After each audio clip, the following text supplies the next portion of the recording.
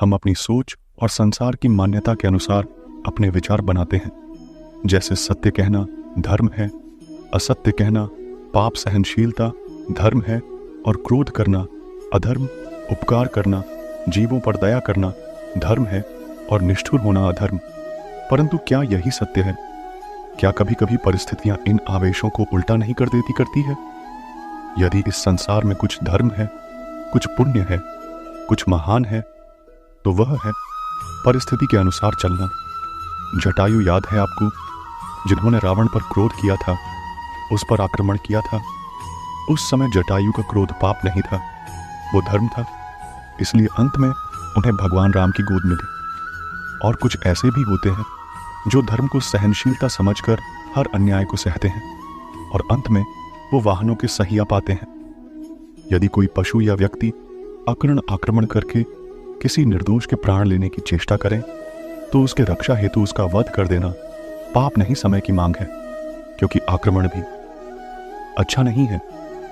यदि किसी दुष्ट की सहायता करने से सामान्य मनुष्य को कष्ट पहुंचे, पीड़ा पहुंचे, तो उसे सहायता ना देना ही धर्म है। अकारण क्रोध स्वीकार्य है, परंतु यदि क्रोध से कुछ शुभ हो, तो क्रोध और दंड भी धर्म ही है। संसार का सबसे बड़ा पाप क्या है? संसार का सबसे बड़ा पाप है किसी निर्बल को सताना, और संसार का सबसे बड़ा दंड भी उस निर्बल के मुख से निकली है। श्री कृष्ण कहते हैं, आपने लोहार को लोहा पिघलाते हुए तो जरूर देखा होगा, और ये लोहा पिघलता है। इस चमड़ी की बनी धौनकी से निकली हवा से जरा आप सोचिए, एक मृत पशुओं की खाल से बनी धौनकी इतनी कठोर लोहे को हस्म कर सकती है।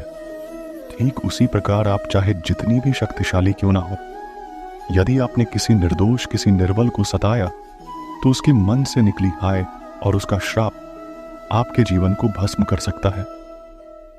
श्री कृष्ण कहते हैं, जगत में प्रत्येक व्यक्ति को किसी न किसी प्रकार की निर्बलता अवश्य होती है। जैसे कोई बहुत तेजी से दौड़ नहीं पाता, तो कोई अधिक बाहर नहीं उठा पाता, कोई असाध्य रोग से पीड़ित रहता है, तो कोई पढ़े हुए पाठों को स्मरण में नहीं रख पाता। ऐसे अनेकों उदाहरण और भी है।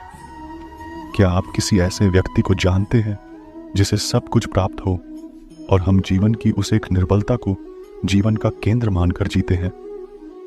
हृदय में दुख और असंतोष दोनों सदा रहते हैं। निर्बलता मनोज जी को जन्म से अथवा संयोग से प्राप्त होती, किंतु उस निर्बलता को मनुष्य अपने ही मन की मर्यादा बना लेते हैं। किंतु कुछ व्यक्ति ऐसे भी होते हैं जो अपने पुरुषार्थ और शर्म से उस निर्बलता को पराजित कर देते हैं। क्या भेद है उनमें और अन्य लोगों में? क्या आपने कभी विचार किया है? सरल सा उत्तर है इसका, जो व्यक्ति निर्बलता से पराजित नहीं होता, जो पुरुषार्थ करने का साहस रखता है, हृदय में वो निर्बलता को पार कर जाता है। अर्थार्थ निर्बलता अवश्य ईश्वर देता है, किंतु मर्यादा मनुष्य का मन ही निर्मित करता है। श्री कृष्ण कहते हैं, द्वंद्व दो मनुष्य के मध्य होता है, परंतु विजय सदैव एक ही मनुष्य को मिलती है। जबकि समान रूप से दोनों शक्तिशाली होते हैं और दोनों व्यक्ति समान ज्ञान प्राप्त करते हैं, लेकिन सफलता एक को ही मिलती है। इसका कारण क्या है? मान लो दो प्रकार के लोहे होते, एक ठंडा, एक गर्म। कभी सोचा, लोहकार लोहे को लोहे से ही काटता है, परंतु सदैव ठंडा लोहा ही गर्म लोहे को काट पाता है। और यही नीति मनुष्यों पर भी लागू होती है। जब युद्ध होता है, तो जिसके मन में ईर्ष्या होती है, जलन होती है, आक्रोश होता है, वह गर्म लोहे के समान है। और जिसका मन शांत होता है, जिसका मन संयम से बंधा होता है, वो ठंडे लोहे के समान है। और वही ईर्ष्या और द्वेष गर्म लोहे को काट सकता है। इसलिए यदि जीवन के संग्राम में विजय प्राप्त करनी है, तो अपने मन को शांत रखें, क्योंकि गर्म लोहे की भांति ईर्ष्या और क्रोध जैसे भाव को रखने वाला मनुष्य सदैव शांत स्वभाव के मनुष्य के समक्ष निर्बल पड़ जाते हैं। शक्ति और क्रोध में नहीं, शांति और संयम में आपने कभी न कभी योद्धा को युद्ध की तैयारी करते हुए जरूर देखा होगा। वही युद्ध जो ज्वालामुखी की भांति कभी भी फट सकता है। युद्ध वही जीतता है जो युद्ध में व्यतीत होने वाले इस समय से अधिक समय युद्ध की तैयारी में लगाता है। जो योद्धा अव्यास क्षेत्र में जितना अधिक समय देगा, रणभूमि में उतना ही कम रक्त बहेगा। एक समान लोहा और तीखी तलवार में अंतर यही है कि एक तीखी तलवार को कड़ी अग्नि परीक्षा से होकर गुजरना पड़ता है, लोहकार की मार खानी पड़ती है। एक तलवार जितनी पीड़ा सहेगी, उसका वार उतना ही प्रबल होता है।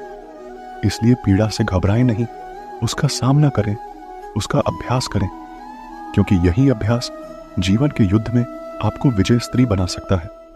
श्री कृष्ण कहे थे, यदि आगे बढ़ना है तो अपनों का साथ दो, और ये बात सत्य भी है, और अपनों का साथ देना ही चाहिए। परंतु साथ देने से पूर्व ये अवश्य पहचान लेना चाहिए कि अपने हैं कौन। क्या आपने वही होते हैं जिनके साथ हमारा रक्त संबंध होता है, या अपने मित्र, या अपने